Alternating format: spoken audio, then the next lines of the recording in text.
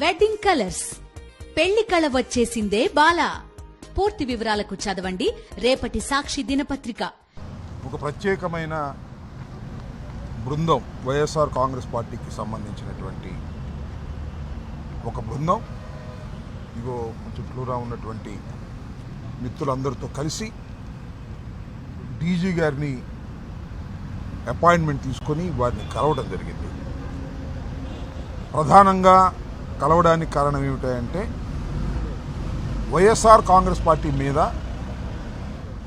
జగన్మోహన్ రెడ్డి గారి మీద, జగన్మోహన్ రెడ్డి గారి కుటుంబ సభ్యుల మీద, అదేవిధంగా వైఎస్ఆర్ కాంగ్రెస్ పార్టీ నాయకుల మీద తెలుగుదేశం పార్టీకి చెందినటువంటి సోషల్ మీడియా యాక్టివిస్టులు మా మీద అసభ్యకరమైనటువంటి ఏ పోస్టులు అవన్నీ పెట్టారో వాటిని కొన్నిటిని జత చేసి డీజీపీ గారికి రిప్రజెంటేషన్ ఇవ్వడం జరిగింది. ఏంటంటే వారి మీద యాక్షన్ తీసుకోండి అని. ఈ పరిణామాలు దేనికి వచ్చాయో మీకు బాగా తెలుసు. గత 2-3 రోజుల నుంచి రాష్ట్ర వ్యాపితంగా వైసీపీకి సంబంధించిన న్యూట్రల్గా ఉన్నటువంటి ఎవరైతే సోషల్ మీడియా యాక్టివిస్టులు ఉన్నారో వారిని అందరినీ అరెస్ట్ చేయటం, కోర్టులో ప్రొడ్యూస్ చేయడం జరుగుతూ ఉన్నది. కేసు రిజిస్టర్ చేయడం ఇది చట్టబద్ధంగా జరిగేటటువంటి అంశమే. దాన్ని మేము న్యాయస్థానాల్లో తేల్చుకుంటామని కూడా చెప్పాం.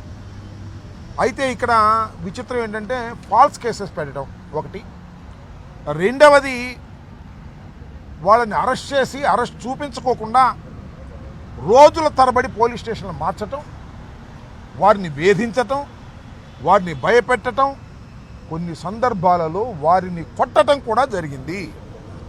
ఈ రోజునే గుంటూరు మేజిస్ట్రేట్ కోర్టు ముందు హాజరుపరిచినటువంటి సుధారాణి అనేటువంటి మహిళని భర్తని దారుణంగా కొట్టారు అనేటువంటి అంశాన్ని ఖచ్చితంగా మేజిస్ట్రేట్ గారి ముందే అర్ధరాత్రి 2 గంటలకు స్టేట్మెంట్ ఇచ్చి రికార్డ్ చేర్చడం జరిగింది. తర్వాత ఆ సుధారాణిని తీసుకువెళ్ళి గవర్నమెంట్ మెడికల్ హాస్పిటల్లో కూడా ఎగ్జామిన్ చేయడం జరిగింది. ఈ విధంగా చట్టాన్ని తమ చేతుల్లోకి తీసుకొని ఉత్సాహవంతమైనటువంటి పోలీస్ ఆఫీసర్సు మా మీద దాడులు చేసేటటువంటి కార్యక్రమం జరుగుతూ ఉన్నది.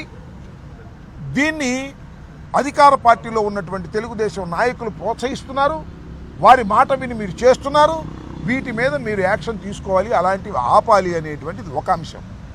రెండో అంశం, వైఎస్ఆర్సీపీకి చెందినటువంటి వాళ్ళను లేకపోతే న్యూట్రల్గా ఉండి చంద్రబాబు నాయుడు గారి మీదో, లోకేష్ గారి మీదో, పవన్ కళ్యాణ్ గారి మీదో పోస్టులు పెట్టిన వారి మీద కేసులు పెడుతున్నారు. సరే, అసభ్యంగా పోస్టులు పెట్టిన వారిని, దుర్మార్గంగా పోస్టులు పెట్టిన వారిని మేము సమర్థించడంలా. ఎలాంటి వారిని అంటే మేము సమర్థించదలుచుకుంది, అమ్మకు నిల్లు తండ్రికి ఫుల్లు అంటే కేసు పెట్టేశారు, విద్య వద్దు మద్యం ముద్దు అంటే కేసు పెట్టేశారు. ఇలాంటి వాటిని కూడా మీరు కేసులు పెట్టి వేధించేటటువంటి ప్రయత్నం చేస్తున్నారు. ఇది ధర్మం కాదు అనేటువంటి మాటలు వారికి చెప్పడం జరిగింది. సరే, పోలీసు వారు ఎంతవరకు యాక్షన్, ఇప్పుడు మేము ఎదురు చూస్తుంది ఏంటంటే మీరు చంద్రబాబు నాయుడు గారి మీద, పవన్ కళ్యాణ్ గారి మీద, తెలుగుదేశం పార్టీ మీద, హోంమంత్రి మీద, లేదా మన లోకేష్ మీద ఏవో పోస్టులు పెట్టారని మీరు అరెస్ట్ చేశారు. మరి మా జగన్మోహన్ రెడ్డి గారి మీద, మా భారతి గారి మీద, నా మీద, నా మంత్రుల మీద, మాజీ మంత్రుల మీద, మా నాయకుల మీద, అవినాష్ రెడ్డి గారి మీద, వీళ్ళ మీద అసభ్యంగా పెట్టినటువంటి పోస్టులు ఉన్నాయే, వాటిని ఏమి యాక్షన్ తీసుకుంటారు? మీరు అలా వదిలేస్తారా? ధర్మమేనా ఇది? అది అడగడం కోసమే ఇవాళ మేము డీజీపీ గారి దగ్గరికి వచ్చాం. దానికి సంబంధించిన అన్ని ఆధారాలను వారికి ఇచ్చాం. వీఆర్ ఎక్స్పెక్టింగ్ వారి రియాక్షన్ ఎలా ఉంటుందో రేపు నుంచి చూస్తాం. నిష్పక్షపాతంగా వ్యవహరించేటటువంటి పోలీస్ వ్యవస్థ అయితే మామూలు ఏ విధంగా 120 మందిని అరెస్ట్ చేసి కోర్టులో ప్రొడ్యూస్ చేశారో వాళ్ళని కూడా కొంతమంది అరెస్ట్ చేసి కోర్టులో ప్రొడ్యూస్ చేసేటువంటి పరిస్థితి ఉంటుంది. లేదు, పక్షపాతంగా వ్యవహరించదలుచుకుంటే వ్యవహరిస్తారు. కాలం నిర్ణయిస్తుంది. చాలా సందర్భాల్లో న్యాయస్థానాలకు కూడా వెళుతున్నాం మేము. నిన్న సుధారాణిని రాత్రి పొద్దుపోయిన తర్వాత ఇవాళ శని ఆదివారం 2 సెలవు కోర్టుకి ఎందుకు హాజరు పెట్టారో నేను ప్రత్యేకంగా చెప్పాల్సిన అవసరం లేదు. నిన్న ఈవినింగ్ హ్యాబియస్ కార్పస్ పిటిషన్ మేము ఫైల్ చేశాం. సుధారాణితో పాటు కొంతమంది ఇంతవరకు కనపడటం లేదు, పోలీసులు ఎత్తుకు వెళ్ళారని. అది భయపడి ప్రొడ్యూస్ చేసి, లేకపోతే ప్రొడ్యూస్ చేసేవాళ్ళు కాదు. ఎందుకు ప్రొడ్యూస్ చేయరో నాకు బాగా తెలుసు. పోలీసుల వ్యవహారం ఏంటో, కొడతారు, దెబ్బలు తగులుతాయి.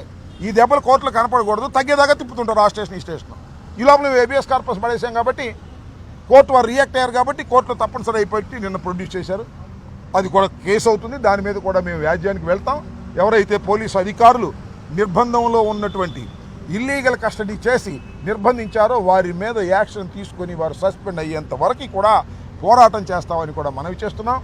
మేము అందరం కలిసికట్టుగా ఏదైతే ఈ దౌర్జన్యకాండ జరుగుతూ ఉందో పోలీసులను అడ్డం పెట్టుకొని వారిని ఎదుర్కోవడానికి న్యాయస్థానాలని ప్రజా ఉద్యమాలని నిర్మించేటటువంటి ప్రయత్నం చేస్తాం.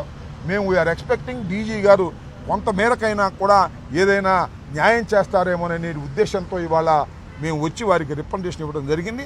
రేపు ఎల్లుండి అవటాలుండి ఏం జరుగుతుందో మాకు తెలుస్తుంది, మీకు తెలుస్తుంది. మీడియా నిజంగానే తెలుగుదేశానికి సంబంధించినటువంటి వారిని మా మీద పోస్టులు పెట్టిన వారిని మీద కేసులు కట్టి వారిని కూడా తీసుకొచ్చి కోర్టులో ప్రొడ్యూస్ చేస్తే అరే శభాష్రా, పోలీసులు బాగా వ్యవహరిస్తున్నారు, పవన్ కళ్యాణ్ గారు అన్నట్టుగా వ్యవహరిస్తున్నారు. లేదా చంద్రబాబు నాయుడు గారు కూడా ఇద్దరు మా వాళ్ళు ఇందాక ఇక్కడ చూసా స్టేట్మెంట్ నేను పైన చంద్రబాబు నాయుడు గారు ఒక మీడియాలో మాట్లాడుతూ స్కోరింగ్ వస్తుంది, సైలెంట్గా ఉంది. ఎవరు పెట్టినా తెలుగుదేశం వాళ్ళు పెట్టినా వాళ్ళ మీద యాక్షన్ తీసుకుంటాం అనేటువంటి మాట మాట్లాడారు. శభాష్, చూద్దాం అది రేపు ప్రాక్టికల్గా జరుగుతుందో లేదో. ఒక ఆడబిడ్డకు అన్యాయం జరిగితే నేను సహించను అనే స్టేట్మెంట్ కూడా చూసా. మరి సుధారాణి ఆడబిడ్డే కదా, తప్పు చేసిందా రైట్ చేసిందా నువ్వెవరో నిర్ణయించడానికి? కోర్టు నిర్ణయిస్తుంది కదా. కొడతావా? పోలీసులతో కొట్టిస్తావా? నీకు తెలియకుండా జరిగిందనుకో నీకు బాధ్యత లేదా? నీ హోంమంత్రికి బాధ్యత లేదా? వారి మీద యాక్షన్ తీసుకుని నీకు తెలియకుండా జరిగింది ఇమీడియట్గా సస్పెండ్ చేయి. తెలిసి జరిగింది వాళ్ళని ప్రొటెక్ట్ చేస్తావు.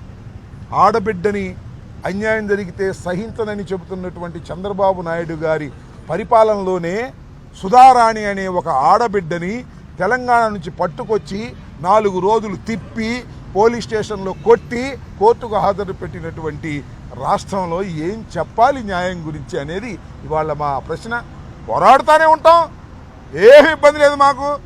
5 నెలలు అయిపోయింది, ఇంకా 4 సంవత్సరాలు 7 మాసాలు అవి కూడా గిరుని తిరిగి వస్తాయి. పోరాటం చేస్తూనే ఉంటాం. మా సైనికుల్ని, సోషల్ మీడియా సైనికుల్ని ఎవరైతే న్యాయంగా ప్రవర్తిస్తున్నారో, ఎవరైతే ధర్మంగా పోస్టులు పెడుతున్నారో వారందరినీ ప్రొటెక్ట్ చేసేటటువంటి కార్యక్రమం చేస్తాం. ఎక్కడ వెనుకడుగు వేసే ప్రశ్న లేదు.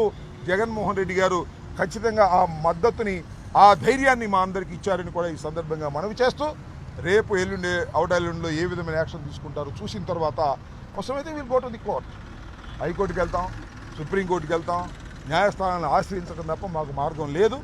దానికోసమే ముందుగా రిప్రజెంటేషన్ ఇవ్వడం జరిగిందని ఈ సందర్భంగా మీ ద్వారా ప్రజలకి అందరికీ తెలియపరుస్తున్నాం.